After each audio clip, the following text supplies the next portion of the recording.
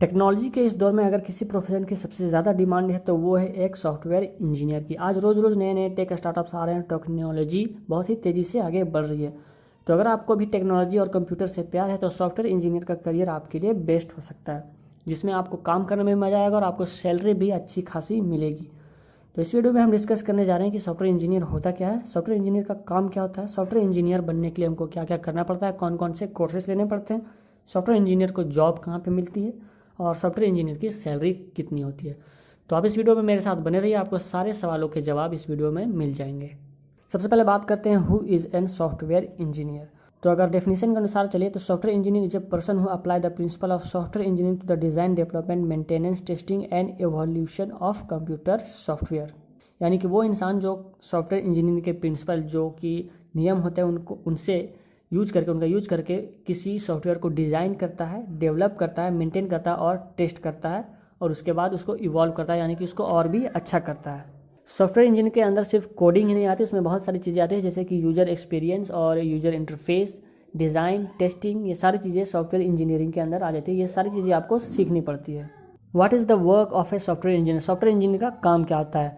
तो डेफिनेशन से आपको लगभग पता चल ही गया हो कि सॉफ्टवेयर इंजीनियर का काम क्या होता है। वो सॉफ्टवेयर का कोड लिखता है, उसको डिजाइन करता है, उसके यूजर इंटरफेस को बनाता है, उसको टेस्ट करता है, उसके बाद उसको फिर से बनाता है, जो भी कमी आती है उसको। तो कुल मिला के आपको यहाँ पे लगभग पता चल ही गया होगा।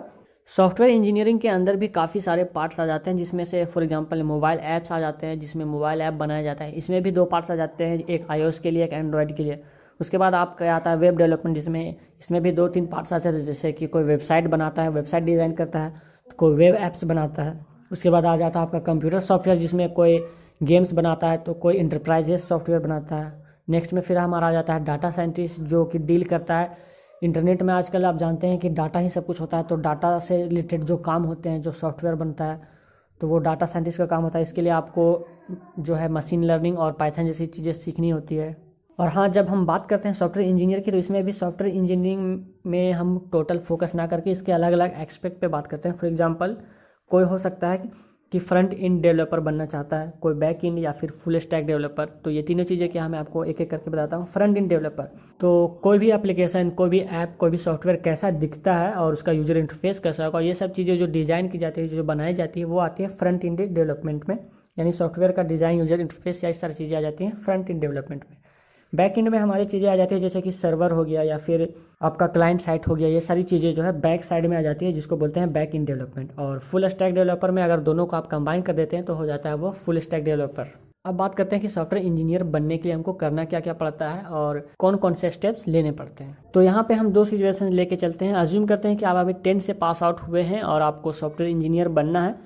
तो दो तरीके लेके चलते हैं, पहला है कन्वेंशनल और दूसरा है अनकन्वेंशनल। और दोनों में हम बात देखेंगे कि हम कैसे सॉफ्टवेयर इंजीनियर बन सकते हैं।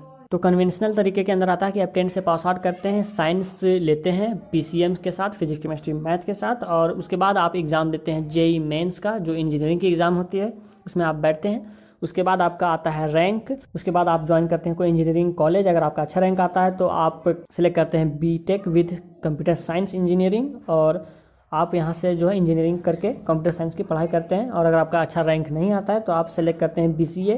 अगर आप इंजीनियरिंग नहीं करें तो BCA, MCA, ये सारी चीज़ें आप पढ़ते हैं। और दोनों ही सिचुएशंस में आप जॉब के लिए अप्लाई करते हैं, ये दोनों डिग्रीज ले लेने के बाद।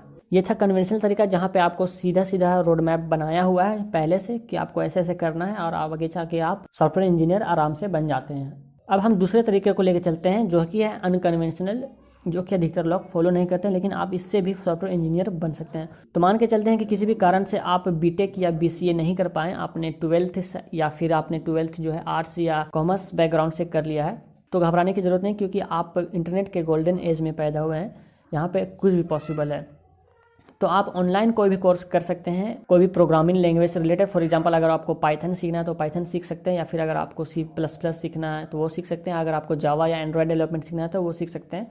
यहाँ से आप अपनी कोर्स कर सकते हैं। और ऑनलाइन कोर्स आप कहाँ से कर सकते हैं? कोर्सेरा, Udemy, Udacity या एडवाइज़र, ये सारे जो कुछ ऑनलाइन साइट्स है, यहाँ पे आप जाके ऑनलाइन कोर्स कर सकते हैं जो कि पेड होते हैं, कुछ फ्री होती हैं। और यहाँ से आपको जो है सर्टिफिकेट भी मिलता है, आपका जो कंप्लीशन करने पर आपको सर्टिफिकेट मिलता है कि आपने यहाँ से कंप्लीट किया है ये कोर्स। और कोर्स की पढ़ाई करने के दौरान आप छोटे मोटे प्रोजेक्ट्स पे काम कर सकते हैं, छोटे मोटे सॉफ्टवेयर्स और ऐप्स बना सकते हैं, ताकि जब आप अपना रिज्यूम बनाएं तो आप दिखा सकें कि आपने प्रोजेक्ट्स में भी काम किया है, आपकी प्रैक्टिकल नॉलेज भी आपने प्रैक्टिकली इसको अप्लाई किया है, सिर्फ आपके पास खाली डिग्री नहीं है।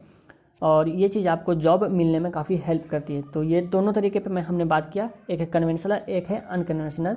और इसके लिए काफ़ी ऑनलाइन एग्ज़ाम्स भी होते हैं, तो आप वो भी दे सकते हैं। तो चलिए अब बात करते हैं जॉब की और सैलरी की। आपको जॉब कहाँ कहाँ पे मिल सकता है और आपको सैलरी कैसे मिलेगी, कितनी मिलेगी, कि किसी भी जॉब में आपकी सैलरी कितनी होगी, ये काफ़ी चीज़ों पे डिपेंड करती है। फॉर एग्जांपल आप कौन से कॉलेज से पास आउट हुए, अगर आप IIT NIT जैसे कॉलेजेस से पास आउट हुए या फिर किसी अच्छे प्राइवेट कॉलेज से पास हुए हैं तो आपको जॉब, हायर पेइंग जॉब आराम से मिलती है। फॉर एग्जांपल आपकी कंपनी डिपेंड करती है कि आप कौन सी कंपनी में जा रहे हैं, आप कौन सी इंडस्ट्री में जा रहे हैं। फॉर एग्जांपल प्रोडक्ट बेस्ड और सर्विस बेस्ड, आपका एक्सपीरियंस कितना है, अगर आपका वर्क एक्सपीरियंस ज़्यादा है तो आपको जल्दी जॉब मिलेगी, ज़्यादा पेमेंट की जॉब मिलेगी। आपका स्किल सेट कितना है, आप कितना ज़्यादा जानते हैं, ये सारी चीज़ें आपकी परखी जाती है, तब जाके आपको एक जॉब मिलती है। तो आप चलिए बात करते हैं एवरेज सैलरी की। तो अगर आप फ्रंट एंड डेवलपर बन जाते हैं तो आपको 4 से 6 लाख रुपये एवरेज में मिल जाता है इंडिया में।